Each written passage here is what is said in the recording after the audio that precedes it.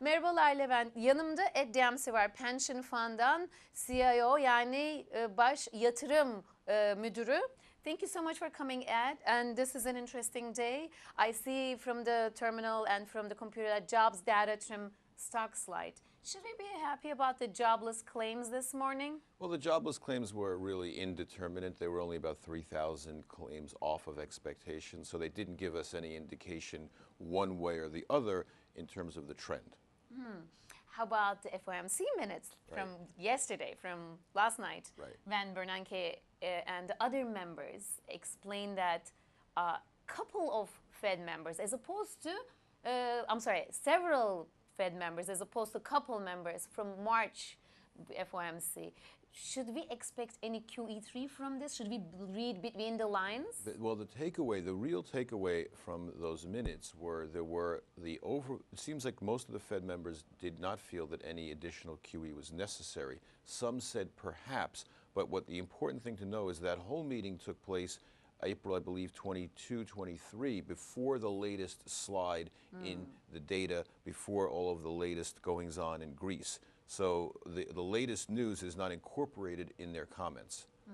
The meeting took place prior. So you do not expect any QE3 depending on the increase in the numbers of the Fed members who would go or who would be in favor of accommodative policy, monetary policies, or some QE3? I think what the Fed has been trying to do here in the U.S. is get risk assets, get the stock market to stand on its own without extraordinary measures. But I think all of us believe that were we to have some sort of a disorderly event in Greece, that they stand ready to do additional extraordinary measures. So depending on the economic growth, the momentum, if anything changes, and you mentioned Greece. Right. Should we be very worried about Greece? Do you see light at the end of the tunnel for them? So, Mel, there's a great saying, an American saying, right? The light at the end of the tunnel is either the end of the tunnel or the headlight of the train coming at you, right? There's a great debate going on right now. It's an incredible debate between the stock market and the bond market. It's as if two heavyweight fighters are toe-to-toe punching each other. Someone is going to get knocked out, and I'll explain it to you. In the bond market, you have record low yields. The 10-year U.S. Treasury, 1.76%. German bunds, yields very, very low. Bond yields are acting as if there is a 2008 event occurring or about to occur. And yet the stock market sits at multi-year highs in the U.S., not in Europe, not in the emerging markets. In the U.S., the S&P sits at multi-year highs, only about 6% off. The correction right now is about 6% down. So the S&P is telling you things are looking pretty good, but the bond market is saying no, that it's pricing as if there is some sort of a terrible event that's about to occur. One of them is going to be wrong. It's as if two heavyweight fighters are in the ring punching toe-to-toe. Someone's going to get knocked out, meaning either the event is not going to occur, in which case the stock market needs to go higher and yields go higher, right? Or the event occurs and the stock market has to come down a lot. Well, what's the impact of the problems in Europe? Not only Greece, of course, we know Spain, Portugal. What's the impact of it in the U.S.? Is it a threat? Yeah, of course it's a threat. Of course. How big? Well, we learned in 2008 that everything is interconnected, right? Everything is interconnected now. Yes. And while U.S. banks likely don't have so much exposure to European banks, a disorderly default, a cascading default in Greece or amongst even Greek or even Spanish banks. The problem is American companies do business there. How would you, as a fundamental analyst, price a company that has sales in Europe if suddenly the different countries are using different currencies, right? Markets don't like disorder. Markets don't like uncertainty. Markets are okay with bad news. What they don't like is when they can't understand something.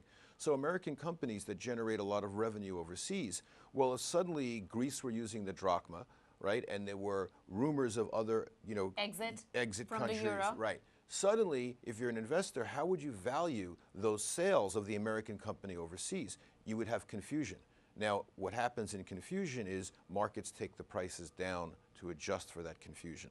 But did the market take the price down enough? Because according to the data, it took what, 28 days for S&P 500 to adjust, and some say that they would even expect a 7%. Remember 2 days ago when the coalition couldn't be formed, it was Right. only 5% down Right. S&P 500. Right. They were expecting more. Do you think S&P 500 is strong against or shielding against all the problems in the European area? If you would have asked me that as recently as 10 days ago, I would have said yes. However, what we look at now, some of it is getting, some of the data is deteriorating within the markets.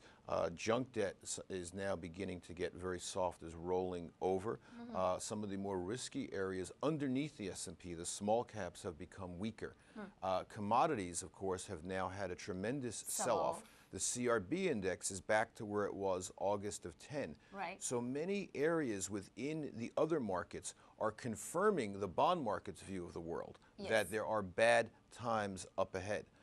This situation is going to be resolved, I suspect, quite shortly. I mean, I think in another few weeks we're going to know what the direction is. Last 10 seconds. If you had fresh, new money, where would you invest it in? Sure.